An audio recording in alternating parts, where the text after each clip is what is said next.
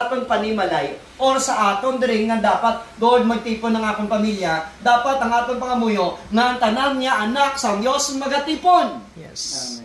Amen. So it is biblical, that's why glory to God ng aton United Thanksgiving niya dayon tana. Naman ang pagpasalamat naton niya pagiwaton hindi para sa tao, kundi para sa Dios. Amen. Ibig nga ninyo, mga srilingnon, ituduan pa sa papangamuyo. Ang naman verse 34. Pasalamati ang Ginoo kay maayo siya. Ang iyang gugma, wala sing katapusan. Dali natin makita, no?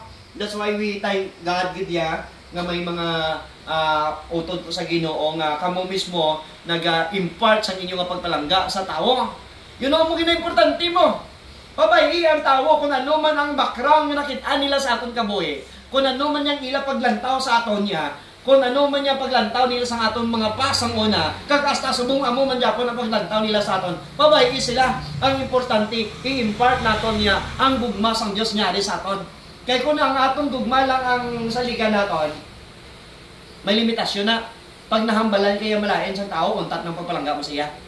Pero kung na-impart natin niya ang pagpalangga sa Diyos sa ila, which is silin sa Ginoo, sa ginbasa natin nga ang pagpalangga sa Diyos, wala sing katapusan. Correct? Yes. That's why nga itong pagpalangga sa tao, wala ang katapusan. Amen. Ang pagpalangga natin sa Diyos, no retreat, no surrender. Yes. There is no retirement in serving the Lord. Amen. Yes. Wala retirement ni. Kita mo si Tatay Greg, bisan na mo na nangyay dad, hindi naging man sa capable sa pag-speak. Pero sa giyapon, nagapangalagad sa Diyos, kaya naintindihan niya mo.